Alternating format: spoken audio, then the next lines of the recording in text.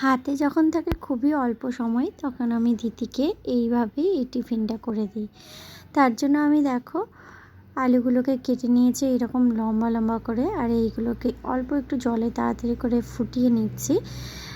50% মতো আলুটা সেদ্ধ হয়ে যাবে, তখন নামিয়ে জল ছেঁকে রেখে দিলাম। আর এইদিকে একটা বাটির মধ্যে নিয়ে নিয়েছি দই, কর্নফ্লাওয়ার, পরিমাণ মতো লবণ, পরিমাণ মতো হলুদ, অল্প একটু আদা বাটা, আর ওই যে আমার মশলাটা যেটা আমি তৈরি করে রেখেছি তোমাদেরকে ভিডিওতে শেয়ার করেছিলাম, তো সেই মশলাটা অল্প একটু দিয়ে দিলাম।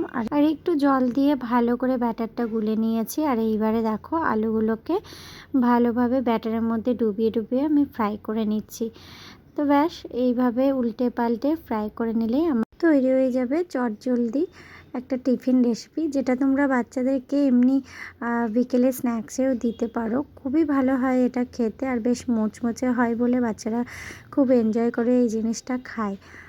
তো কেমন লেগেছে অবশ্যই জানিও। আর যেদিন আমার খুব তাড়াহুড়ো থাকে সেই দিনই আমি এই জিনিসটা করে দিই, আর দিদি এটা খেতে খুবই ভালোবাসে।